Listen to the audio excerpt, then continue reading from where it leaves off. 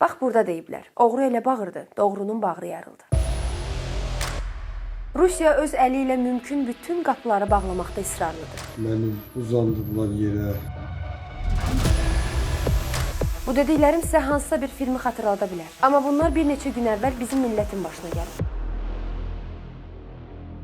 Son baş verən hadisəni hardan şərh eləməyə başlayım, mən bilmirəm. Bunun artıq bir təsadüf olmaması dəqiqdir. Rusiya-Azərbaycan münasibətləri Rusiyanın səyləri nəticəsində laxlamağa davam edir. Halbuki üstündən çox keçməyib. Bizi dost ölkə adlandırırdılar. Ancaq şovnistikləri tutanda dost qardaş baxmırlar. Hal-hazırda Rusiyada yaşayan azərbaycanlılara, özbəklərə, qırğızlara, türkmənlərə və digər millətlərə qarşı şovnist siyasət yürüdülür. Amma buna təəccüblənməyin dadı yoxdur. Rusiya bugün öz qardaş xalqına, dini eyni olan Ukraynaya silah çəkə bilirsə, yerdə qalan millətlərin gözünün yaşına baxar. Tarix oxuyan adamlar yaxşı bilir Rusiyanın əsrlərlə başqa xalqlara necə siyasət yürütdüyünü. İndi də göründüyü kimi bu ənənə davam edir. SSR dağıldıqdan sonra Rusiyada islamofobiya və şovinizmin şkalası ən yüksəyə çatıb. Çeçen xalqına qarşı etnik təmizləmə eləyən Rusiya eyni siyasəti digər xalqlar üçün də hazırlayır. 1990-cı ildə digər xalqların nümayəndələrinə qarşı yönləndirilmiş skinhead hərəkatının başında Rusiya dururdu. Bugün həmin hərəkata ehtiyac var?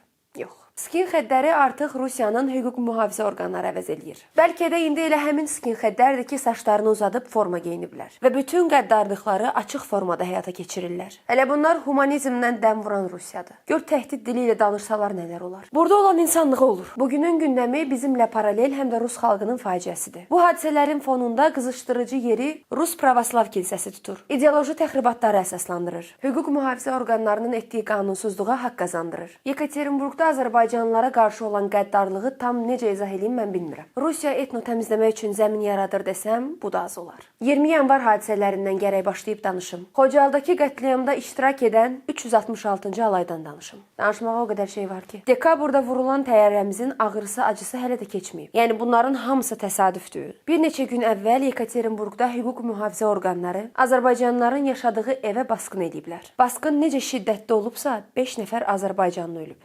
25 il əvvəl baş verən cinayətin izinə düşüblərmiş sən demə. Saxlanılan azərbaycanlılar 2001, 2010, 2011-ci illərdə baş vermiş qətillərdə ittiham olunurlar. Hücuma məruz qalan Səfərovlar ailəsinin üzvü Məhəmməd Səfərov danışır. Deyir ki, qapını qırıb içəri daxil oldular. Bizi yerə uzadıb kəmərlə döyməyə başladılar. Məni, atamı, qardaşımı soyundurub 40 dəqiqə döydülər. Sonra üçümüzü də sürüyüb qazelə mindirdilər. Bizi bir kameraya salıb qardaşımla mənə elektrik cəryanı verdilər. Deyirdilər, Paşayevi tanıyırsınız? 2001-ci ildən danışırdılar. Dedim, mən 1997-ci ildə doğulmuşam. 2001-də mənim 4 yaşım var idi. Dedilər, atandan eşitməmiş olmazsan, boynuva al. Sonra deyiblər ki, ya sizi döyə-döyə öldürəcəyik, ya da Ukraynaya müharibəyə göndərəcəyik. Sonra məni qardaşımdan ayırıb dəhlizdə uzatdılar. Oradan keçən hər kəs başıma, bədənimə təpik vururdu. Bu dediklərim sizə hansısa bir filmi xatırlada bilər. Amma bunlar bir neçə gün əvvəl bizim millətin başına gəlib. Məcburi imza attırıb müharibəyə göndərmək istəyiblər. Bu vaxt diasporanın sədri Şahin Şıxlinski gəlib bunun qarşısını alıb və hər iki qardaşı azad eləyiblər. Bu da həmin işgəncə görən adamların bədəni. Burada necə ölümcül zərbələr olduğunu özünüz görürsünüz. Bu isə Rusiyada həbs olunan azərbaycanlıların təcridxanadan görüntüləri. 22 günlük həbs qəti imkan tədbiri seçiləndə Ayaz Səfərovun üzündəki şişlərə baxın. Bunları eləyən Rusiyaya qarşı